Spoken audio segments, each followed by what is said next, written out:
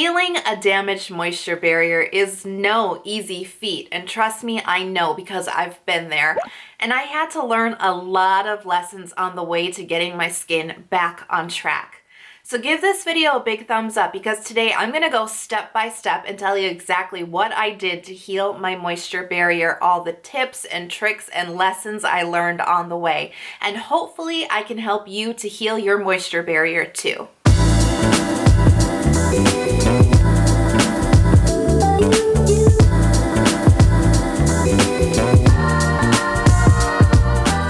So just a little bit of background on what happened to my moisture barrier. So I definitely don't think that it was one product or just one incident that really pushed it over the edge. Do you know what I mean? I think it was accumulation of some bad habits, some lack of skin awareness, and I think a little bit of impatience.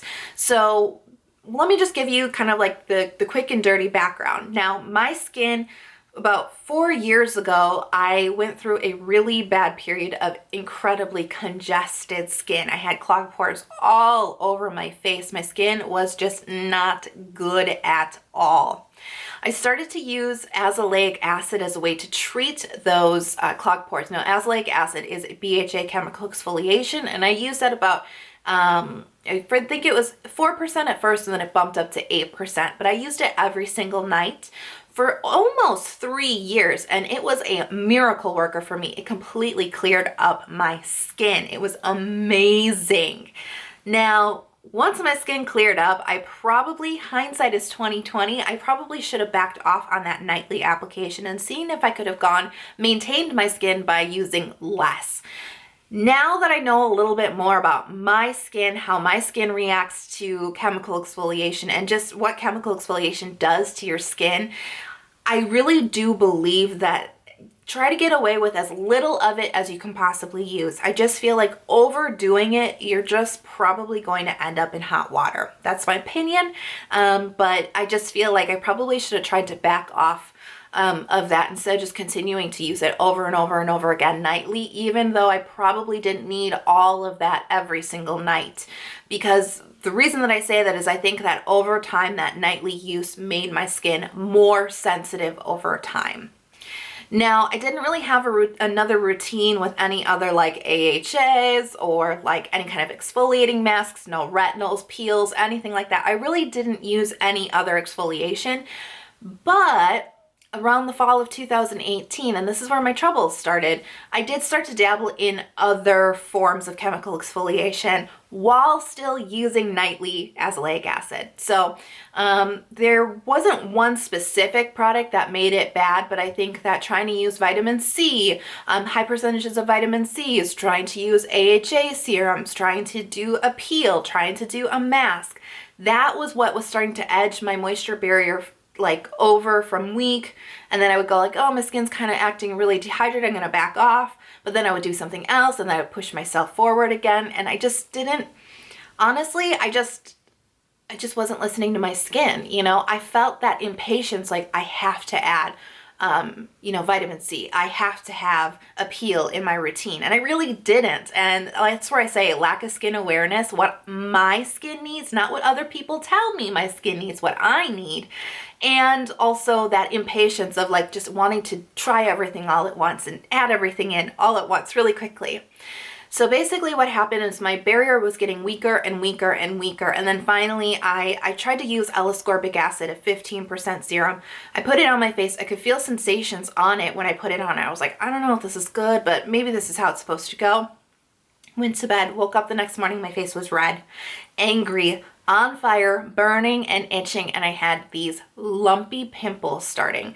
This is not purging, you know what I mean? Like I had this huge lump right here on my forehead. It was so big, it was so angry, it was so red, it was so painful underneath the skin, and that's when I was like, something is not right. And that was the beginning of my skin going from weak, danger, Will Robinson, to just like completely, like my barrier just went kaput. It was extremely damaged. So what did I do to heal my moisture barrier? Well, there was a couple of techniques and philosophies that I used as I started to heal my barrier. So first things first, I kind of cleared out my routine. No more chemical exfoliation, no more essential oils. I never use alcohol in my skincare products anyways, but no alcohol in any skincare products, no astringent ingredients. I just went really bland and I just focused on hydration and moisture. So one of the first things that I did that I learned to take care of my moisture barrier as I healed it was to stop using cleanser in the morning. Now, when you stop using cleanser in the morning, you are lessening your skin's exposure to stripping skincare processes. So stick with me here.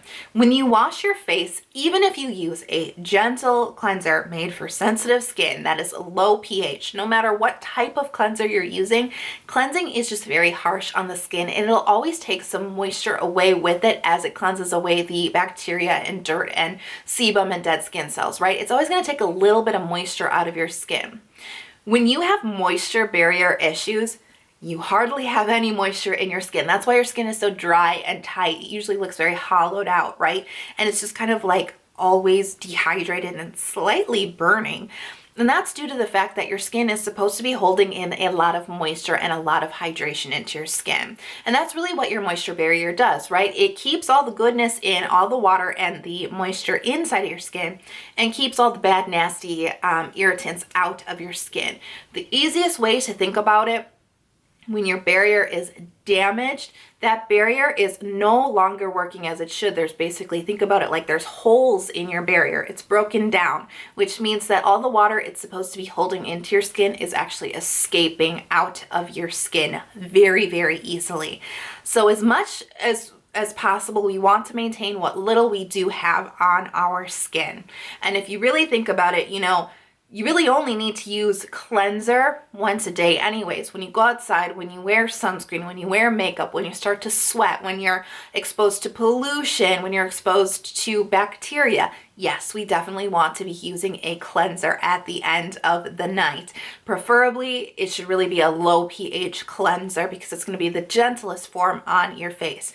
But then you come home, you wash your face, you go to bed, you wake up the next morning. What bacteria have you really been exposed to? What pollution have you really been exposed to? What dirt, right? It's probably just a buildup of oil on your skin that you really need to wash off in the morning, and a cleanser is not necessary to do that. So just a rinse with water will do.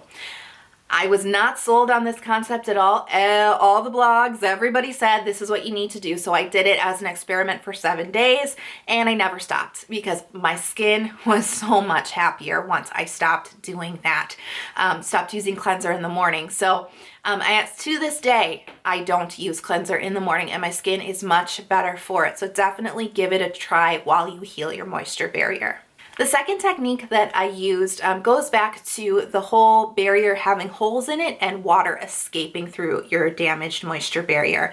Now, something called transepidermal water loss, that's the process of losing water out of your skin, is occurring in normal skin a little bit. All the time, it is just kind of happening. It is a normal process. However, it becomes like way off the charts when your moisture barrier is damaged. You are suffering transepidermal water loss all the time. And this is something that we really need to guard against. And this is really the philosophy that helped me build a skincare routine that helps me to heal my moisture barrier, because it's twofold. You have to build your barrier back up with barrier building ingredients, and I'll get to that in the next portion of this video, but you also have to add back into your skin what was lost and then build that barrier back up with those barrier ingredients. So step number one is add everything back in, which means we have to focus on hydration. The best skincare products to add hydration into your skin are toners.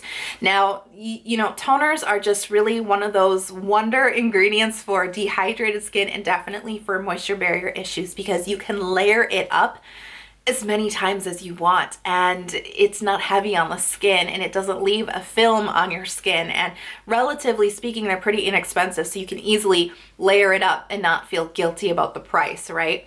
So toners were really something that I leaned on quite a bit during my moisture barrier issues, and layering on toner until my skin felt comfortable was not only was that something that helped my skin, but it was something that really helps you to learn intuitive skincare, because I think we we like to follow the rules. You know, if somebody tells us put on one layer, that's what we do.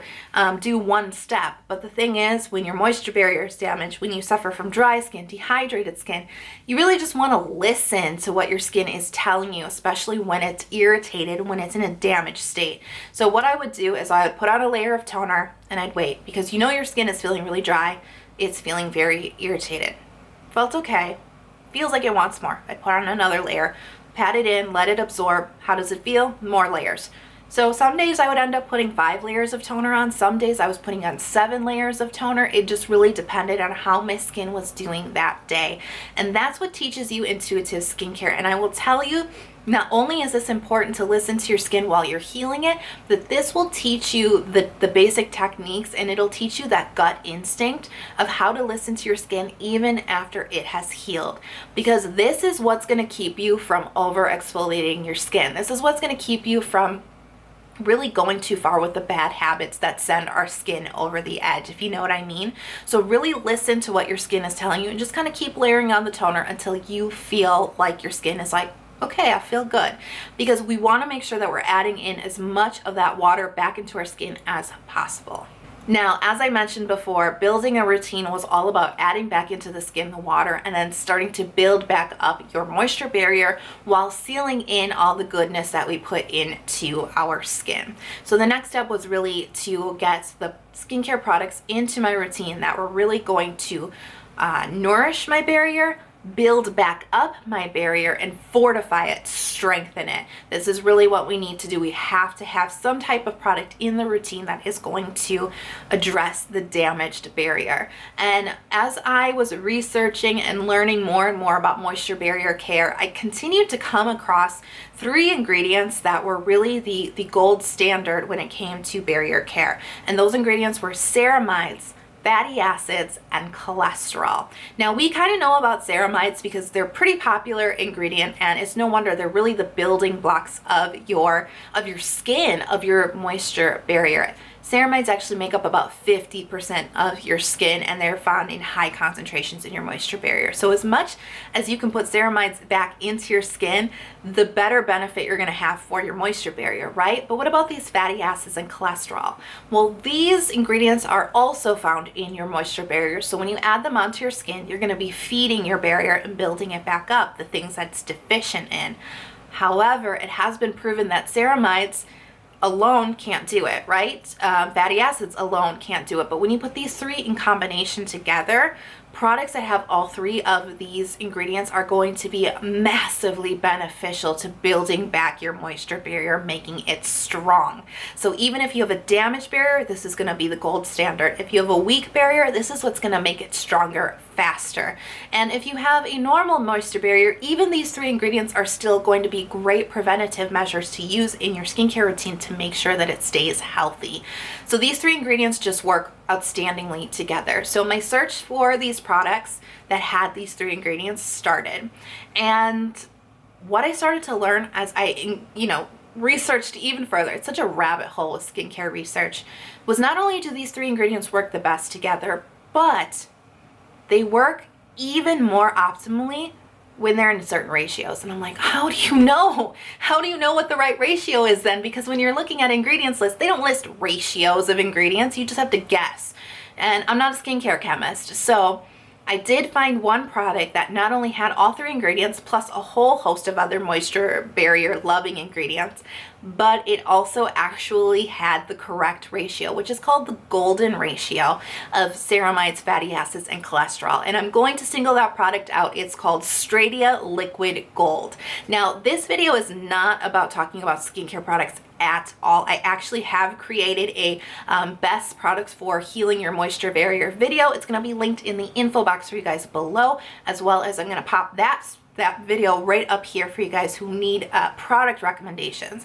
However, I do think that it's important to mention this product in this video because this is the one that I have singled out as having all 3 ingredients that we absolutely love for moisture barrier repair, plus the golden ratio, which is really important. But whatever you decide to do, make sure that you find some products that have those ingredients in them, because this is really going to speed up the healing and the building back up of your moisture barrier. Now, building a routine to heal your barrier is all about adding back in the water into your skin, fortifying your moisture barrier with those ingredients that really builds it back up. But then what we need to do to fight that transepidermal water loss is to start sealing in those barrier-loving ingredients and all that extra water we put into our skin, sealing it down so that that water can't escape as easily through our skin. We start that with moisturizing layers, and then we end with occlusive layers. And this really isn't rocket science here. It's really just kind of ordering your skincare from thinnest ingredients or thinnest consistency products to thickest consistency products. Finding a really good moisturizer is definitely going to be a great way to go, something that's just going to seal it in with lots of occlusive properties. That is great, but I also found that layering a facial oil just before my moisturizer was really the cherry on top that really helped my skin to hold on to all the goodness as I was healing. Now, facial oils, just to make things really simplified, there are so many facial oils out there, but we just really want to be concerned with one type of facial oil. And this is an oil that contains a fatty acid profile called linoleic acid. Now, there's all kinds of fatty acid profiles out there. We're going to keep it simple. We're just going to talk about two.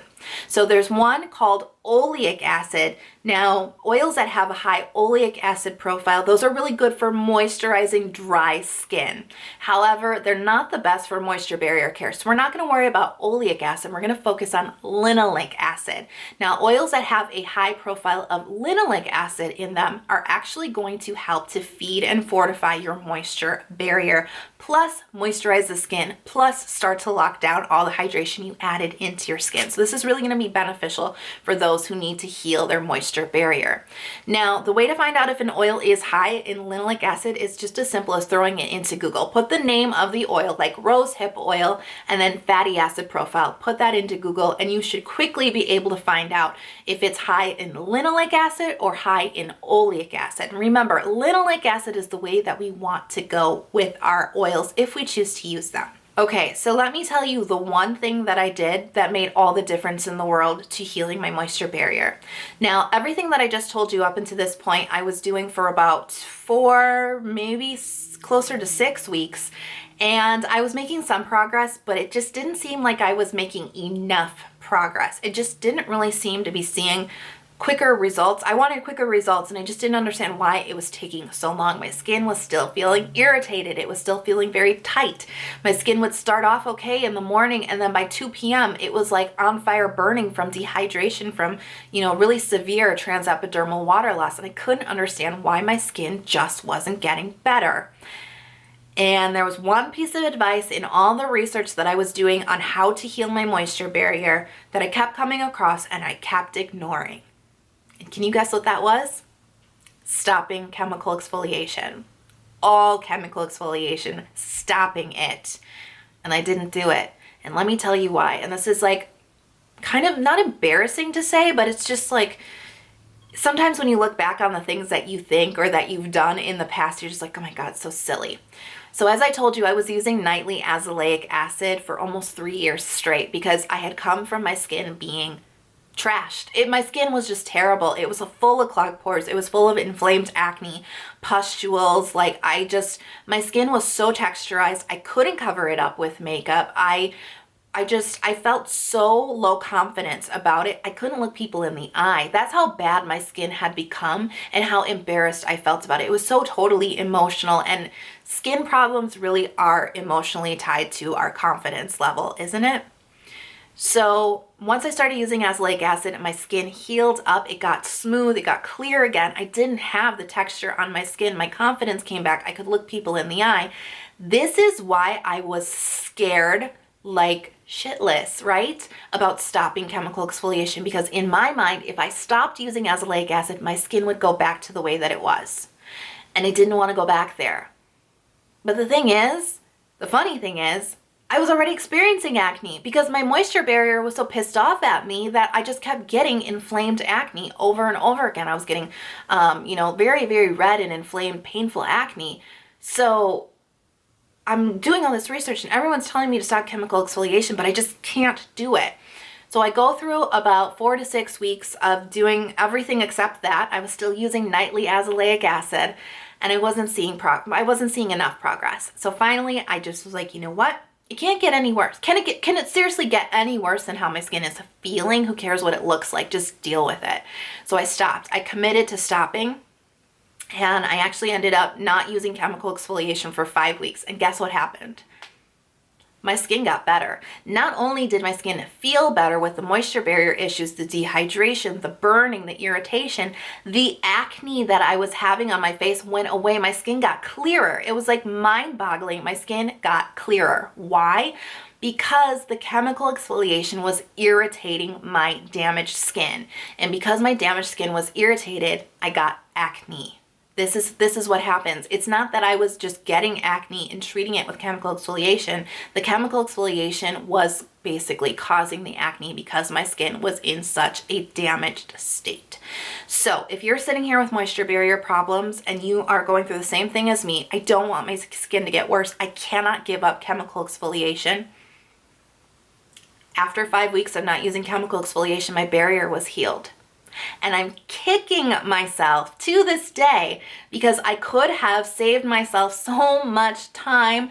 So much of that irritation could have just not have happened had I just stopped using chemical exfoliation. I'm like so mad. If I had done that sooner, my barrier would have healed in 4 or 5 weeks instead of the 2 to almost 3 months that it took me to do this. So stop using it. All right, and if that wasn't convincing enough for you, there's just one other thing that I want to tell you that I really do think is the secret sauce ingredient to making all of this come together to heal your moisture barrier. One really, really important thing that we all need to do to heal our barriers. Patience. It's kind of a dirty word in skincare, isn't it? Nobody has patience in skincare. We want fast results. We want it now. We want great skin now. There's really not a lot of patience in skincare, but there really needs to be, because that is really the secret to success with any skincare routine, with any healing routine, with any goal that you have got to be patient.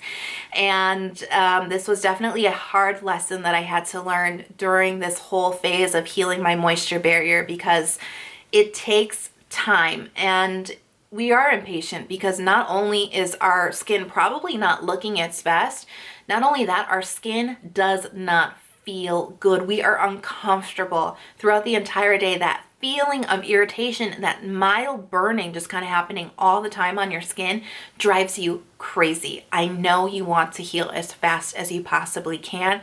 Using the tips and tricks that I've told you in this video, I definitely think is going to speed up your progress of healing your barrier. But please understand that it still can take anywhere between 4 weeks up to about 8 weeks. Everybody is individual. Everybody's severity of damage is different, and it can take between 4 to 8 weeks to heal. It is not fun to stick to a bland, moisturizing and hydrating only routine. It is not fun to stop chemical exfoliation with the fear that your skin is going to get worse. I know it's not fun. I know it's not easy, but it really does take a little bit of commitment and a little bit of patience, because the thing is, your skin really does want to heal, and it can heal. It may seem hopeless. It's really not. Your skin wants to heal. Your skin wants to have a healthy, functioning moisture barrier, and it really is designed to heal itself. But the thing is, we got to give it the space and the tools that it needs to heal itself. We definitely just got to let our skin do its thing as we heal. And the way to do that is patience. So let me know in the comment box below, have you ever damaged your moisture barrier? I have recently, and it's the first time that I did it, and I am really, really, really hoping that it's the last time that I've done it, because once you've done it once, you definitely do not want to go back ever again. And it is really a very, very insightful skincare lesson to learn. So if you've made it this far, if this video helped you and you're not already subscribed to my channel, please consider hitting subscribe. I release 2 new skincare videos every single week, and if you ring the little bell, you'll get a notification the next time I upload the new video. I hope you guys are having an absolutely wonderful day. I wish you nothing but good skin health, and I'll see you soon. Bye guys.